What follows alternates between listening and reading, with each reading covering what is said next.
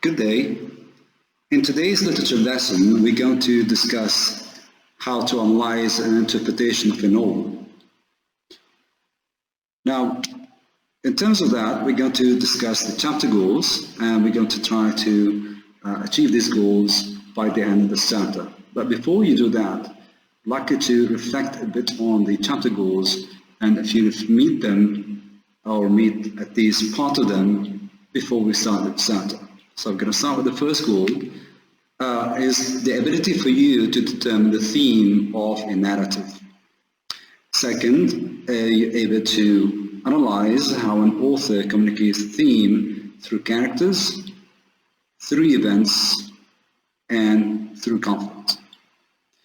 The third goal for this chapter is to be able for you to analyze how an author interprets a story in a different format. And the last chapter goal is for you to be able to evaluate the effectiveness of an author's interpretation. So, unless you're able to determine the theme, analyze how an author communicates theme through characters, events, and conflict, and analyze how an author interprets a story in different format, you will not be able to evaluate the effectiveness of the author's interpretation. So first thing you have to know that, to think with yourself that I really understand before we start evaluation. Before we get deep into the narrative itself, we have to start with some sort of previewing the concepts before we work on the actual chapter goals. So in terms of previewing concepts, we need to think about the word characterization. What is characterization here? So the question you might ask about a narrative is, what is the character like? And how does he or she respond to the conflict?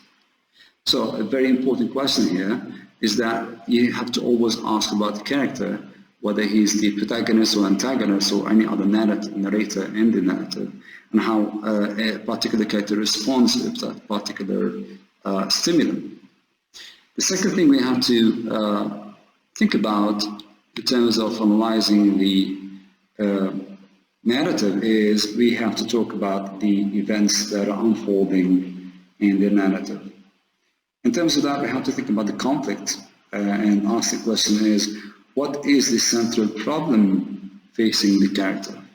Without being able to identify the central problem in the narrative, we'll not be able to understand the whole narrative. So again, who is the character and how does it respond to events? And what is the central conflict and how do these events unfold in the narrative are very important to understand the narrative. Now, the third thing we have to, concept we have to discuss is as we discussed, is the conflict itself and how the events unfold. And we're going to talk also about, in terms of the setting itself. The setting sets the tone of the whole narrative. And questions you might ask is, where does the action take place? Because where the action takes place and the timing itself might have a very significant influence on the narrative itself. And the last thing I have to think about is how does the narrative itself have a particular resolution? Because if a narrative has a happy ending, the whole narrative would have a different theme than if you have a sad ending. So a question that might ask for a resolution is, how does the conflict end? And if you take all these components, the characterization, the events, the conflict, and the setting, and the resolution, you will be only able to understand the theme. Without these, you'll not be able to understand the theme. So again, we have to focus on all these components as we do our first, second, and third reads to understand the theme of a narrative. So these are the preview concepts. Before you continue with the video, I'd like you to head on to the discussion forum on Moodle, DJI's Learn, and then use what you learned about the theme from the diagram to determine the theme of a book or a movie with which you are familiar with. So think about the last book you've read or a movie that you're interested in, that you watched lately, and then discuss the theme of that movie or book in terms of these 5 concepts: characterization, conflict, resolution, events, and setting. Okay, so you might now be pause the video or stop the video and go ahead to the discussion forum and add your discussion. Okay, now we're going to now go deep into the narrative itself. Sorry. The narrative is actually the War of the Worlds by H.G. Wells.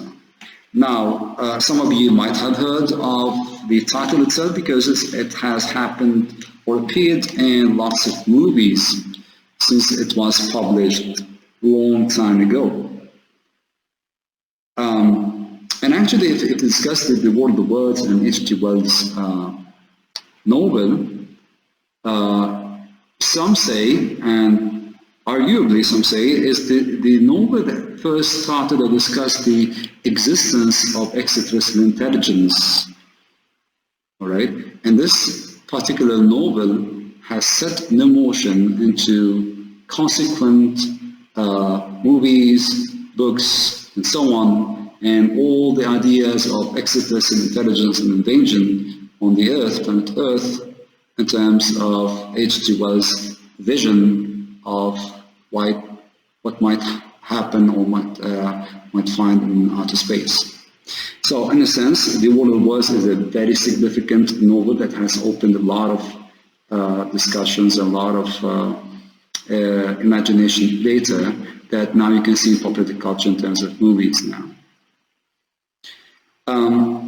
So in this sense, if you want to think about The War of the Worlds, you've read this about before, or you want to research H.G. Wells, or you want to know something about H.G. Wells or any of his work, like, for example, Time Machine that he published, you might would like to go to the discussion forum and add your entry there.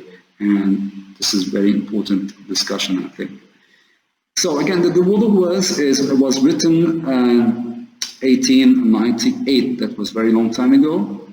In the late 19th century, by H.G. Wells. It's an early science fiction novel, and one of the first stories about the conflict between the people of the Earth and an extraterrestrial race. The book, which describes a Martian invasion of England, was extremely popular when it was premiered as a serialized story in a British magazine. This is how they used to publish their stories. They used to publish them in serialized magazines or newspapers, so they can hold the people's attention. So it has spawned really numerous adaptations, including comic books and movies that I'm sure that you've seen. So for this chapter, actually, we're going to start with the first read of identifying the point of view of the War of the Worlds. This is an excerpt from the book. It's from, I think it's from chapter 1, yes, chapter 1. And here for the first read, we need to focus on identifying the point of view. And I know we say that, yeah, we know all the points of view, the first, second, and third point of view, the omniscient point of view, and so on. But here we'd like to focus on the attitude of the narrator, who is part of the story in terms of how he views the Martians and how he views the humans. And only then can we really understand the hidden message behind War of the Worlds. So first we have to look at the objective of the first read. First, we need to underline the author's point of view of the Martians. This is the first thing we have to do. How the author views the Martians. Second, we mark how the author views the Martians with M. Third, we underline how the author views humans, and we mark it as H. Again, first underline the author's viewpoint of the Martians and mark it with M, and then underline the author's viewpoint of humans and mark it with H. I'm going to start and give you a model of how we can do that, but the objective is the primary one. We should not, in the first read, we should not also forget our other annotations.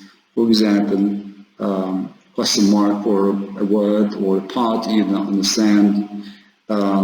Add your annotations, for example, interesting section, adding questions on the sideline about the author or the narrator or the events and how they unfold, and so on. The primary objective is this, but please do not forget the annotation that we've studied throughout the whole year.